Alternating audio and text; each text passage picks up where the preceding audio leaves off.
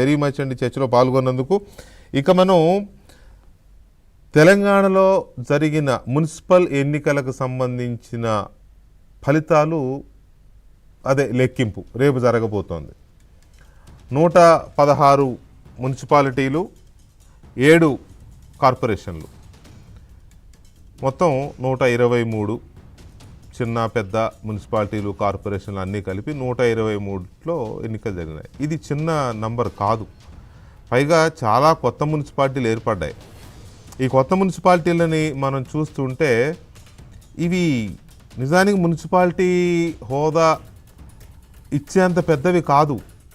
కాకపోతే ఏంటంటే అభివృద్ధిలో భాగంగా మున్సిపాలిటీ హోదా ఇస్తే అక్కడ అర్బనైజేషన్ జరుగుతున్న క్రమంలో అవి కూడా తొందరగా అభివృద్ధి చెందుతాయని ప్రభుత్వం వాటిని మున్సిపాలిటీలుగా చేసింది. కానీ అవి కొంచెం పెద్ద గ్రామాలు లేదా మేజర్ గ్రామ పంచాయతీల కంటే కొంచెం పెద్దగా ఉంటాయేమో. అంతకుమించి ఇంతకుముందున్న మున్సిపాలిటీలు అనేంత స్థాయి కాకుండా ఉన్నాయి అవి. రైట్, ఎనీవే అవి మున్సిపాలిటీలు, వాటికి ఎన్నికలు జరిగాయి. నేను ఎందుకు ఇది చెప్పాను అని అంటే సెమీ అర్బన్, రూరల్, అర్బన్ ఈ మొత్తానికి కార్పొరేషన్స్ ఉన్నాయి కాబట్టి ఇవన్నీ కలిపి జరిగిన ఎన్నికలు ఇవి. దాదాపు 30% పాపులేషన్తో జరిగిన ఎన్నికలు ఇవి తెలంగాణలో.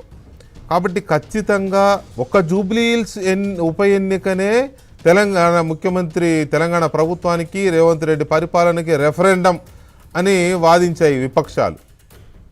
ఆయన కూడా ఇది నా పాలనకి రెఫరెండమే అని ఆయన కూడా చెప్పుకున్నాడు.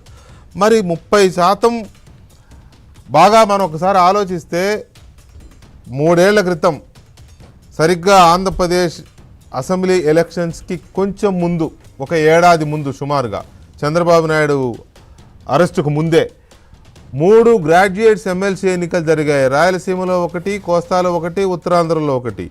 ఆ మూడిటినే రెఫరెండం అన్నారు. ఈ 3 ఎవరు గెలిస్తే వాళ్ళే ఎలక్షన్స్ అన్నారు. 3 తెలుగుదేశం పార్టీ స్వీప్ చేసినప్పుడే డిసైడ్ అయిపోయింది. సో అలాగే ఇప్పుడు ఈ ఎన్నికలు ఇంకా 2.5 సంవత్సరాలు సుమారుగా ఎలక్షన్స్ ఉన్న నేపథ్యంలో తెలంగాణలో 2.5-3 సంవత్సరాలు అనుకోండి. రేవంత్ రెడ్డి గారు ఇంకో 6 నెలలు కలుపుకున్నాడు ఇవాళ ఢిల్లీలో. ఇంకో ఇది వస్తుంది, ఏంటది, జమిలీ ఎన్నికలు వస్తాయి. నా ప్రభుత్వానికి ఒక 6 నెలలు ఎక్కువ గడువు వస్తుంది అంటే నేను ఒక 5.5 సంవత్సరాలు ముఖ్యమంత్రిగా ఉంటానని మరి ఆయనకి ఎవరు చెప్పారు ఏంటో మనకు తెలియదు. అంత చెప్పుకునే ధైర్యం చేశాడంటే రిలయబుల్ సోర్స్ ఏదైనా ఉందేమో. ఓకే, అది విషయం పక్కన పెడితే సుమారుగా ఇంకో 3 సంవత్సరాల తర్వాత 3 సంవత్సరాల లోపు జరగబోయే ఎన్నికలకి ఇది ఒక ప్రీ ఫైనల్లో సెమీఫైనల్లో అనుకోవచ్చు. ప్రీ ఫైనల్ అనుకుందాం, ఎందుకంటే ఇంకా హైదరాబాద్ కార్పొరేషన్ ఇంకే 2-3 కార్పొరేషన్ జరగాల్సిన అవసరం ఉంది. కానీ ఇవే ఎక్కువ, నిజానికి ఇవే సెమీఫైనల్స్ లాంటివి.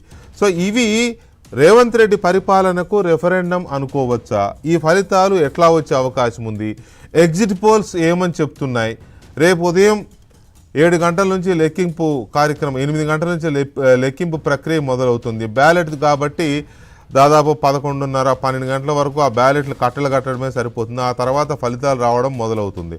సో ఇవి ఎలా వచ్చే అవకాశం ఉంది? ఈ ఫలితాల ఆధారంగా రేవంత్ రెడ్డి పరిపాలనకు ఇది రెఫరెండం అనుకోవచ్చా? చిన్న బ్రేక్ తర్వాత.